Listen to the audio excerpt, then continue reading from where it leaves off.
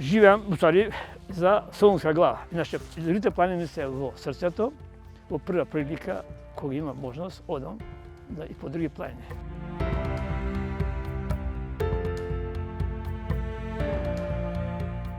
Моето преискачување му сам секогаш во животот.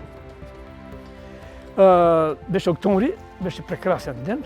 Тогаш на Солунска глава беше дозорно спиење, тоа се трицекал планински дом. Се сеќавам некаде под брвот, останавме со пријател Милан, да правиме пауза. Пиркаше еден ветер, тивок, и осеќа кога да ме гали и кога ќе ме зарови.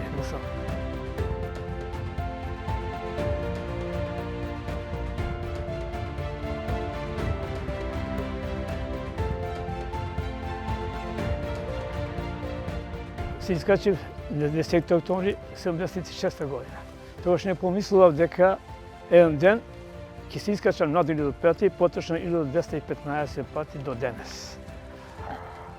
Кога секој млад почетник планинар има желба да се искачува на нови врви, како тогашна Југославија и надрод Југославија.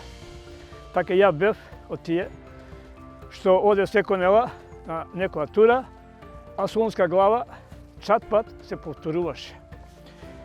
Сега, рекол, прв пат кога се качи, не помисли дека ни 100 ќе направам. Ети, 100-то искачување беше на 18 март 1989 година, беше 13 години беа потребни првото искачување на Солунска глава.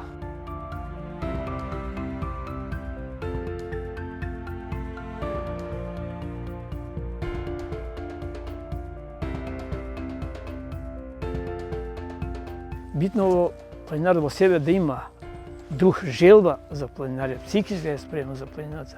Сега сите не може да се искачим на Титов, на кораб или да речеме нека поисака планина.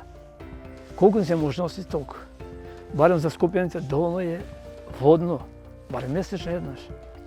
Тоа колку толку ќе му помогне на човекот и психички и физички се осеќа многу подобро.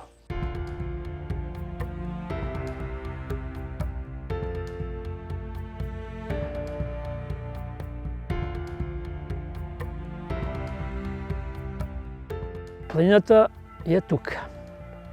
Никогаш тврдоглавост не треба да се покаже.